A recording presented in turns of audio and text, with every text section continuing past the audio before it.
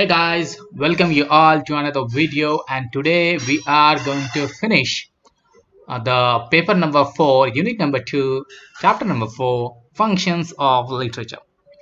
And you know that this is our the sixth lecture on functions of literature, and today we are going to see the cognitive function of literature. We have already seen which are the aesthetic function of literature as well as the moral function of literature.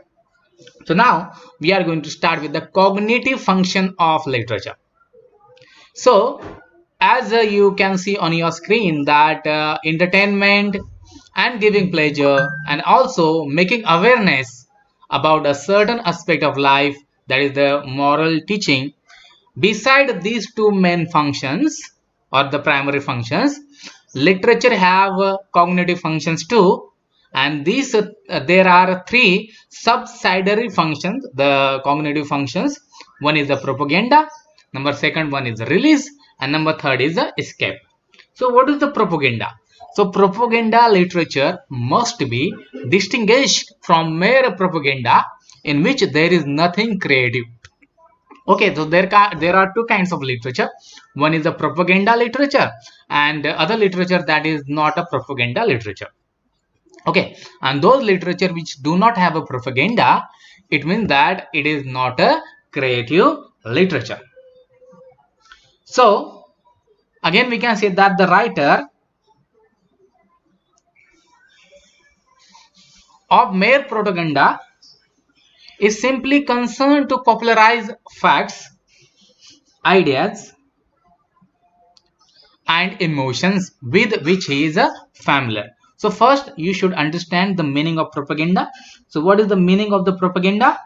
Propaganda is a concerned set of messages aimed at influencing the opinions or behavior of large numbers of people. Okay, a concerned set of messages aimed at influencing the opinions or behavior of large number of people. Okay, so the propaganda means that the author wanted to popularize his facts or some facts. He wanted to popularize some ideas that he wanted to that make that set of messages, and he wanted to popularize it. It wants to influence on the readers. Okay, and emotions with which he is a familiar. So therefore he wanted to make it creative. He wanted to popularize it, and he wanted to make people influence. The people must have the impact, or it must be influence upon them about these things. But the propaganda, that is literature, is the creative influence irradiating and transforming the writer's experience, the idea. Okay, the propaganda, that is literature, is a creative influence irradiating and transforming the writer's experience. The idea to be propagated is still alive and growing in his mind.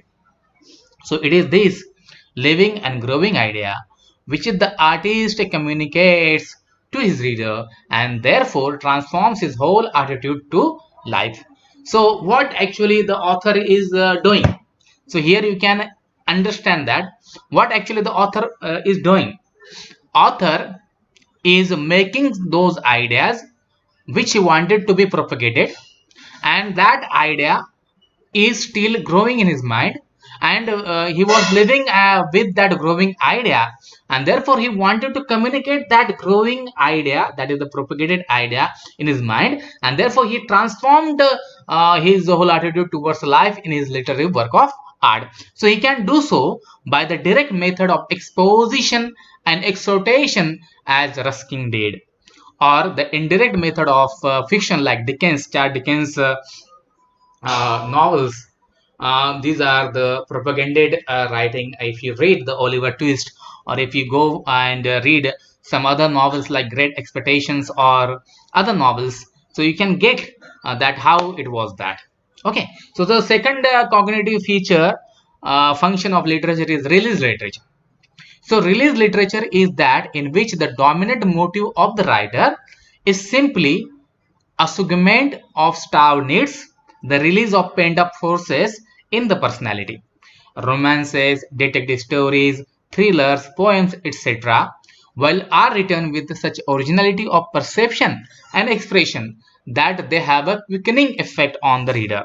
Belong to this category, literature of the highest sort, which is dominated by release, may be wholesome for the writer and the reader as it affects progression or purification, and it is also related with the what we can say, it is related with the catharsis, which was made by Aristotle in his book Poetics.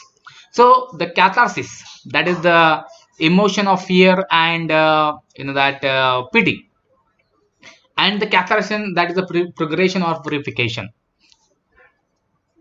So that is the release literature. Okay, and last function, that is literature also provide escape.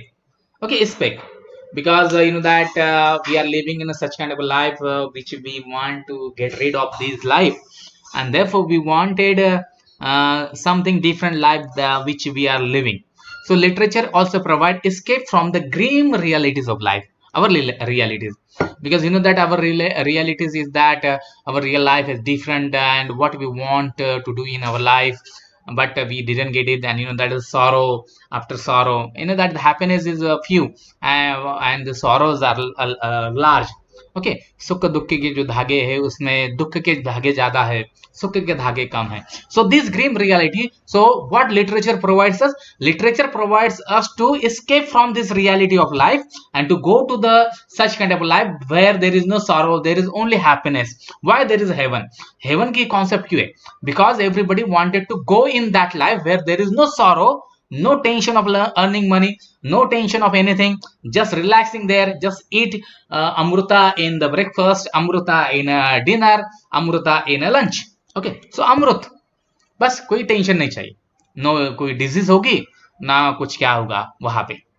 तो ये life जो है escape from the grim reality. So like that literature also provide the escape from the this kind of a real life, and the higher type of literature helps us the reader to escape from travel reality into significant reality.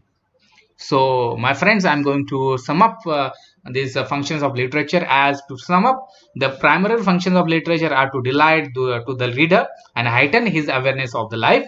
The subsidiary functions are propaganda, release, and escape, but they are subordinated to the primary creative functions of literature. So hey guys, if you have any kind of problems, you can ask me in the comment section. So thank you for watching. See you in the next lecture.